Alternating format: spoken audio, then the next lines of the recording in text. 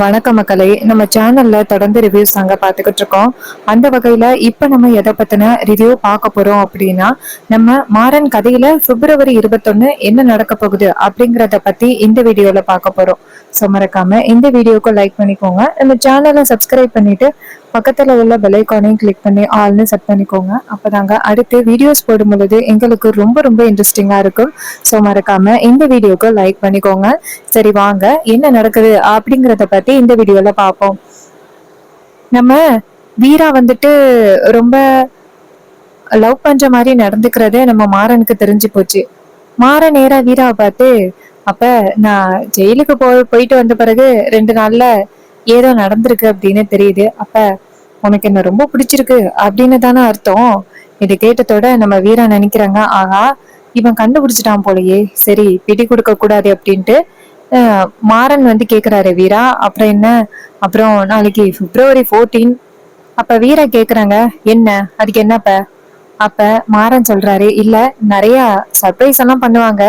அப்ப வீரா கேக்குறாங்க, என்ன அந்த 100 ரூபா சாக்லேட்டு தானே, அதெல்லாம் எதுக்கு, தான் கல்யாணம் ஆயிட்டுல, எனக்கே இந்த கல்யாணம் பிடிக்கலன்னு சொல்லிக்கிட்டு இருக்கேன், தேவையில்லாம என்ன டென்ஷன் பண்ணாத, போய் தூங்கு அப்படின்னு.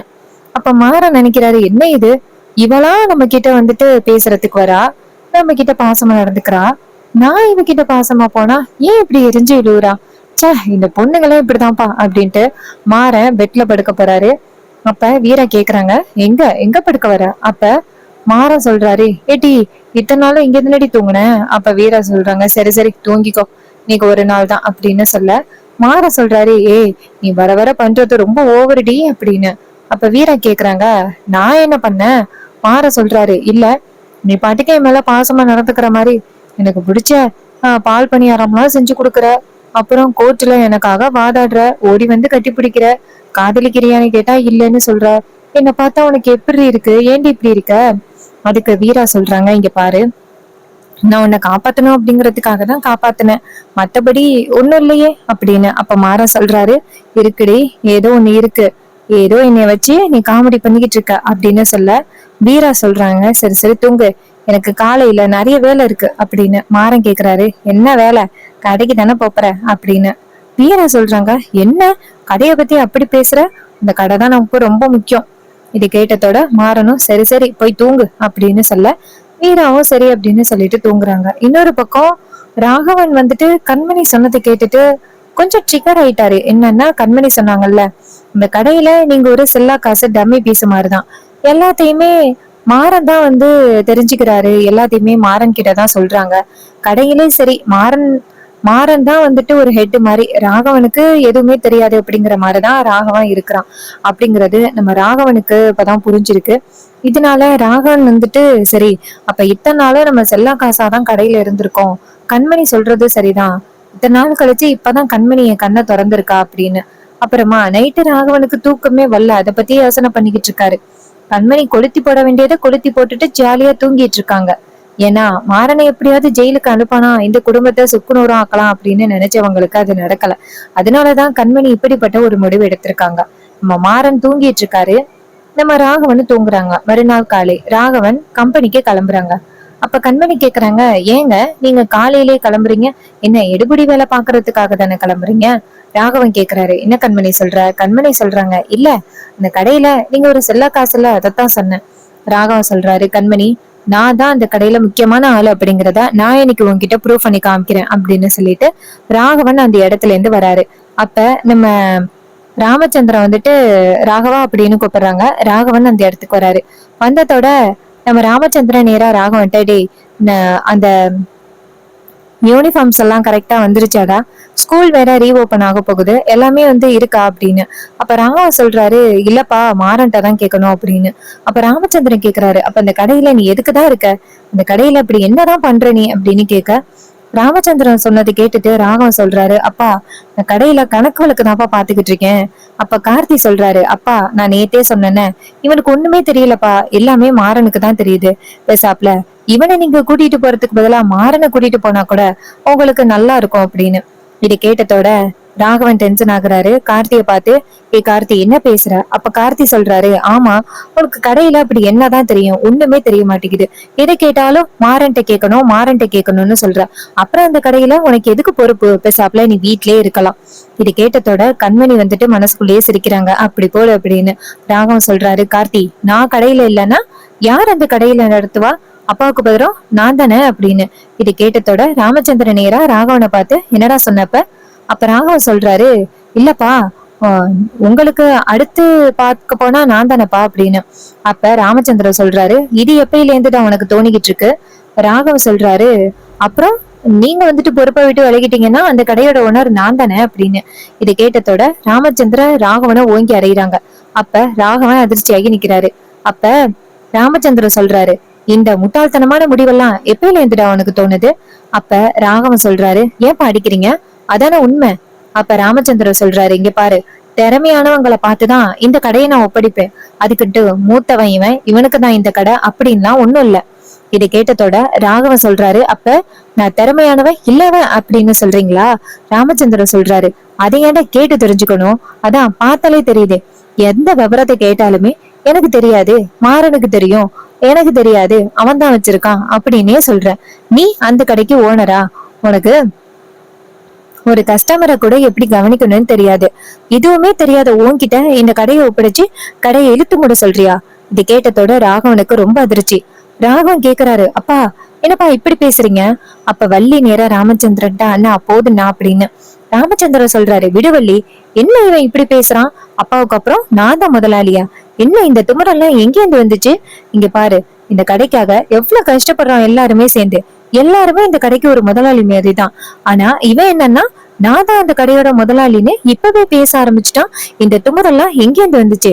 இங்க பாருடா ராகவா, இந்த தலகணம் கொஞ்சம் கூட ஒத்து வராது, ஞாபகம் வச்சுக்கோ அப்படின்னு சொல்லிட்டு ராமச்சந்திரன் கார்த்திகிட்ட, கார்த்தி மாறனை கூப்பிடு அப்படின்னு சொல்ல கார்த்தி மாறனை கூப்பிடுறாரு. மாறனுக்கு இங்க என்ன நடந்துச்சு அப்படிங்கறது எதுவுமே தெரியாது. மாறன் அங்கேருந்து வராரு. வந்துட்டு, சொல்லுங்கப்பா அப்படின்னு சொல்ல ராமச்சந்திரன் சொல்றாரு, இந்த கடையில பண்டில் எல்லாம் எப்படா வருது? அப்ப மாறன் சொல்றாரு, இன்னைக்கு காலையிலேயே வந்திருக்கும்பா. அந்த டீட்டெயில்ஸ் மட்டும் கொஞ்சமா வந்துட்டு கேட்க வேண்டியது இருக்கு, அவ்வளவுதான். மத்தபடி எல்லாமே பெர்ஃபெக்ட்டா இருக்கும். இது கேட்டதோட ராமச்சந்திரன் ராகவனை பார்த்து, பாத்தியா இவன்ட்ட கேட்டதோட டக்குன்னு சொல்லிட்டான். ஆனா உன்கிட்ட கேட்டதுக்கு தெரியாதுன்னு சொல்ற. நீதான் அந்த கடைய லட்சணமா பாத்துக்க போறியா? உன்னையெல்லாம் நம்பி அந்த கடையை ஒப்படைக்க முடியுமா? ஒரு திறமையே இல்லாதவன்ட்ட இந்த கடையை ஒப்படைச்சு என்ன பண்ண சொல்ற?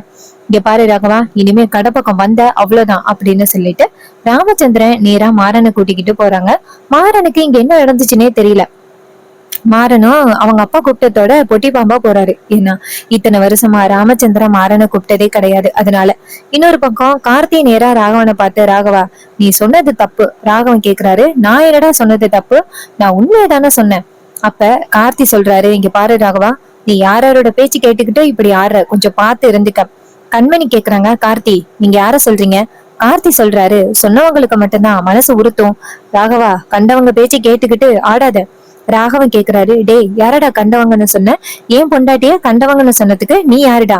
அப்ப கார்த்தி சொல்றாரு, பாத்தியானா இப்ப எப்படி பேசுற அப்படின்னு. இங்க பாரு, நீ இப்படி பேசினதுனாலதான் இத்தனை வருஷமா அப்பா உன்கிட்டதான் எல்லா பொறுப்பும் கொடுத்துக்கிட்டு இருந்தாங்க. ஆனா பாத்தியா, ஒரே செகண்ட்ல எல்லாமே போச்சு. இது கேட்டதோட ராகவன் வந்துட்டு கார்த்திய பார்த்து, இங்க பாரு, என் பொண்டாட்டி ஏன் நல்லதுக்காக மட்டும்தான் யோசிப்பா, அடுத்தவங்க நல்லதுக்காக எல்லாம் யோசிக்க மாட்டான்னு நீ நினைச்சிட்டு இருக்க. இந்த குடும்பத்தோட நல்லதுக்காக தான் அவ யோசிக்கிறா. குடும்பத்துக்குள்ள பிரச்சனை வரக்கூடாது அப்படிங்கறதுக்காக தான் மூத்த பிள்ளைகிட்ட இந்த பொறுப்பை ஒப்படைக்கணும் அப்படின்னு அவ சொல்றா. அவ மேல தப்பு சொன்னா அவ்வளவுதான். அப்ப வள்ளி கேக்குறாங்க, ஓ இது எல்லாத்துக்குமே காரணம் இந்த மேடம் தானா? அப்ப கண்மணி சொல்றாங்க, நான் என்ன பண்ணேன்? அப்ப வள்ளி சொல்றாங்க, ஆமா நீதான் வந்துட்டு ராகவனை தூண்டி விட்டு வேடிக்கை பார்த்துக்கிட்டு இருக்க, இதெல்லாம் சரியா? கண்மணி சொல்றாங்க, நான் என்ன தூண்டி விட்டு வேடிக்கை பாக்குறேன்? இங்க பாருங்க, அவரோட உரிமைய அவரு கேக்குறாரு, இதுல என்ன இருக்கு? அவங்கவங்க பொறுப்புல இருந்தா நல்லா இருக்கும்ல. இது கேட்டதோட வள்ளி சொல்றாங்க, கண்மணி குடும்பத்துல இது வரைக்கும் நான் தான் முதலாளி நீ தான் முதலாளி அப்படின்னு அடிச்சுக்கிட்டதே கிடையாது. எல்லாருமே ஒற்றுமையா தான் இருக்காங்க. நீ தேவையில்லாம வீட்டுக்குள்ள பிரச்சனை உண்டாக்காத. கண்மணி சொல்றாங்க, வள்ளியம்மா நீங்களே சொல்லுங்க, இந்த வீட்டோட மூத்த பிள்ளை அப்படின்னு பார்த்தா ராகவன் தானே? அவரு தானே அந்த கடைக்கு அடுத்த முதலாளி. அதை தானே அவரு கேட்டாரு. அதுக்காக மாமா இப்படி திட்டிட்டு போறாரு, இதெல்லாம் சரியில்லை. இது கேட்டதோட வள்ளி நேரா கண்மணியை பார்த்து, கண்மணி வீட்டுக்குள்ள பிரச்சனை உண்டாக்காத. கண்மணி சொல்றாங்க, நான் ஒண்ணும் வீட்டுக்குள்ள பிரச்சனை உண்டாக்கல, நீங்களும் தான் ராகவனை ஒதுக்கி வச்சிருக்கீங்க அப்படின்னு. ராகவன் நேரா கண்மணியை பார்த்து, கண்மணி நீ மட்டும்தான் என் நல்லதுக்காக யோசிக்கிற, வேற யாரும் என் நல்லதுக்காக யோசிக்கிற மாதிரி தெரியல கண்மணி அப்படின்னு சொல்ல, வள்ளி நேரா ராகவனை பார்த்துட்டு, ராகவா என்னடா இப்படி பேசுற? ராகவ சொல்றாரு, விடுங்கத்த, உங்களுக்கு உங்க 2 புள்ள மட்டும்தான் முக்கியம், நான்லாம் முக்கியமே கிடையாதுல்ல அப்படின்னு சொல்லிட்டு ராகவன் கோவமா அந்த இடத்துல இருந்து போறாரு. இத பார்த்துட்டு வள்ளி அதிர்ச்சி ஆகுறாங்க. வள்ளி நினைக்கிறாங்க, இது எல்லாத்துக்குமே காரணம் அந்த கண்மணி தான். தேவையில்லாம குடும்பத்துக்குள்ள பிரச்சனையை உண்டாக்கி விட்டுட்டு இப்படி வேடிக்கை பாக்குறாளே அப்படின்னு நம்ம வள்ளி ரொம்ப கவலைப்படுறாங்க. அப்ப வீரா வந்ததோட எல்லாத்தையும் சொல்லணும் அப்படின்ட்டு நம்ம வள்ளி நினைக்கிறாங்க. அப்புறமா நம்ம வீராவை காமிக்கிறாங்க கடையில. வீரா என்ன பண்றாங்கன்னா, மாறன் பின்னாடியே போயிட்டு இருக்காங்க. மாறன் வந்துட்டு சில பேருக்கிட்ட ஒழுங்கா வேலை பாருங்கடா அப்படின்னு சொல்லிக்கிட்டு இருக்காங்க. அப்ப வீரா வந்துட்டு மாறனையே ஃபாலோ பண்ணிக்கிட்டே வந்துகிட்டு இருக்காங்க. மாறன் வந்துட்டு எந்த வேலை பார்த்தாலும் பின்னாடியே வந்துட்டு வீராவும் பார்த்துக்கிட்டு இருக்காங்க. இதை பார்த்ததோட மாறன் டக்குன்னு திரும்பி, என்னடி நான் போற இடத்துக்கெல்லாம் நீ வந்துகிட்டே இருக்க? அப்ப மாறன் சொல்றாரு, எதுக்கடி வர அப்படின்னு. வீரா சொல்றாங்க, நான் போற இடத்துக்கு தான் நீ போயிட்டு இருக்க, அதுக்கு நான் என்ன பண்ண முடியும் அப்படின்னு சொல்லிட்டு வீரா கேக்குறாங்க. அப்ப மாறன் சொல்றாரு, ஓ கடை மேல உனக்கு அவ்வளோ பற்றோ? வீரா சொல்றாங்க, ஆமா இது நம்ம கடை இல்லையா?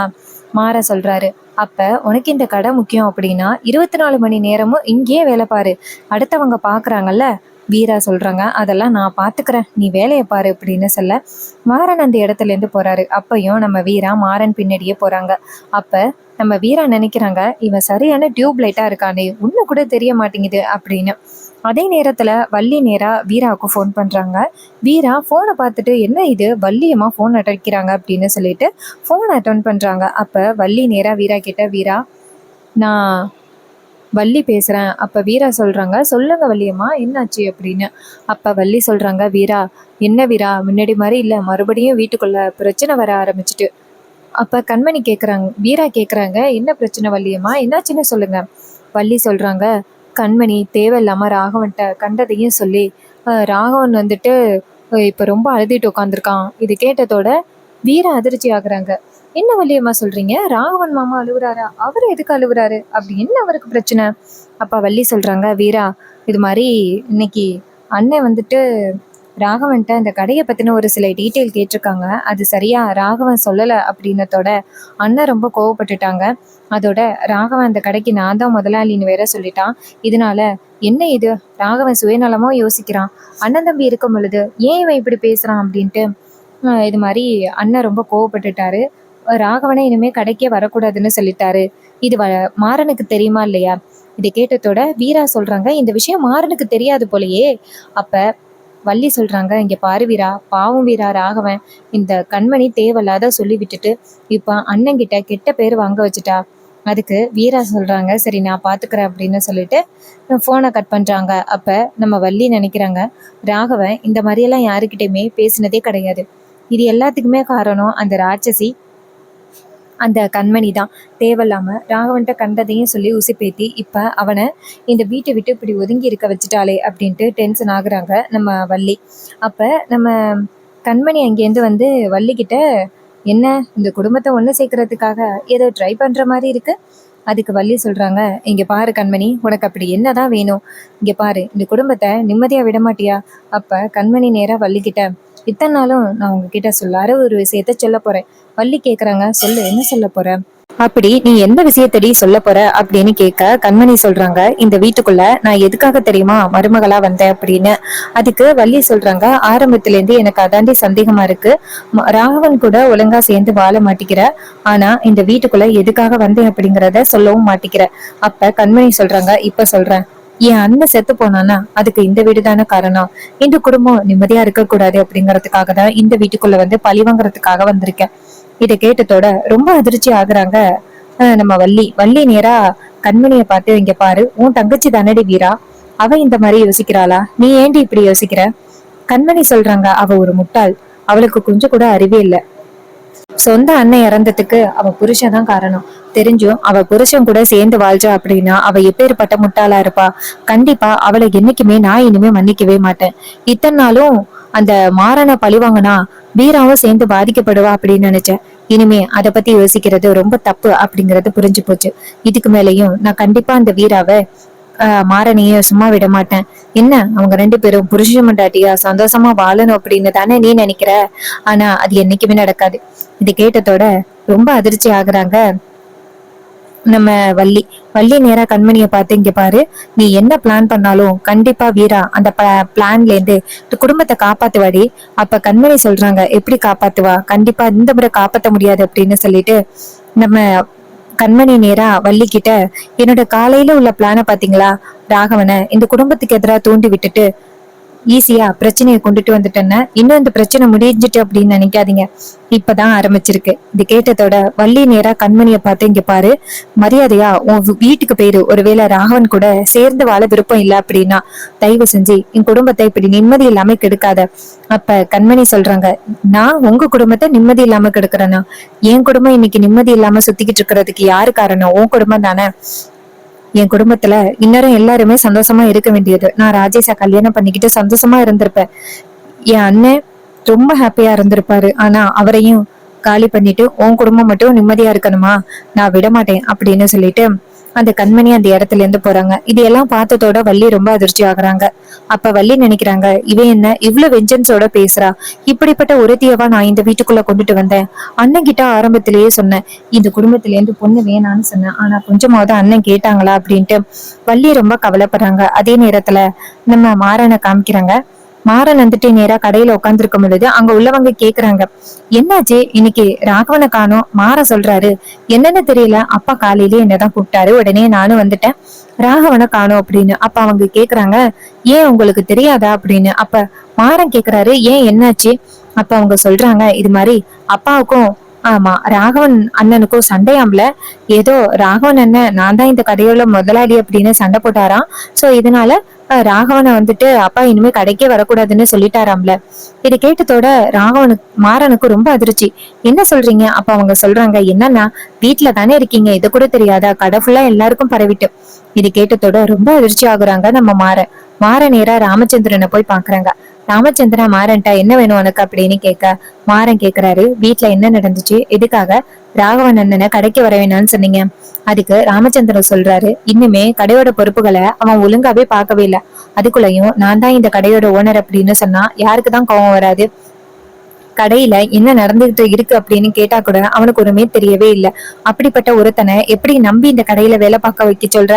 இங்க பாரு, நீ வேணும்னா ஓ அண்ணனை நம்பி இப்படி எல்லாம் பேசிக்கிட்டு இருக்கலாம். ஆனா எனக்கு அவன் மேல கொஞ்சம் கூட நம்பிக்கை இல்லாம போயிட்டு இப்பயே வந்துட்டு சொத்து பிரிக்க சொல்லுவான் போல அப்படின்னு. இதை கேட்டதோட மாற சொல்றாரு, இங்க பாருங்க, அண்ணன் அப்படி எல்லாம் கேட்கவே மாட்டான், ஏதோ நீங்க தப்பா நினைச்சிட்டு இருக்கீங்க. அதுக்கு ராமச்சந்திரன் சொல்றாரு, டேய் இப்பதான்டா நான் அவனை பத்தி ஒழுங்காவே புரிஞ்சுக்கிட்டு இருந்திருக்கேன். அவன் இத்தனை நாளும் இப்படிப்பட்ட ஒருத்தனா இருந்திருப்பான் அப்படின்னு நான் எதிர்பார்க்கல அப்படின்னு சொன்னதோட நம்ம மாறன் வந்துட்டு ராமச்சந்திரன்ட்ட, அப்பா ஏதோ அவன் தவறா அப்படி சொல்லிட்டான், அதுக்காக அவனை கடைக்கே வரக்கூடாது அப்படின்னு நீங்க சொல்லியிருக்கிறது தப்பு. ராமச்சந்திரன் சொல்றாரு, இங்க பாரு, நான் எடுத்த முடிவு ஒண்ணுதான், இதுல எந்தவித மாற்றமும் இல்லை அப்படின்னு சொல்லிட்டு ராமச்சந்திரன் ரொம்ப அதிகாரமா பேசுறாரு. இதை கேட்டுட்டு மாறன் ரொம்ப அதிர்ச்சி ஆகுறாரு. சோ இந்த எபிசோடு உங்களுக்கு பிடிச்சிருந்துச்சு அப்படின்னா இந்த வீடியோக்கு மறக்காம லைக் பண்ணிக்கோங்க. நம்ம சேனலை சப்ஸ்கிரைப் பண்ணிட்டு பக்கத்துல உள்ள பெல்லைக்கானையும் கிளிக் பண்ணி ஆல்னு செட் பண்ணிக்கோங்க. அப்பதாங்க அடுத்த வீடியோஸ் போடும் பொழுது உங்களுக்கு நோட்டிபிகேஷன் வரும். பார்க்கலாம். தேங்க்யூ ஃபார் வாட்சிங்.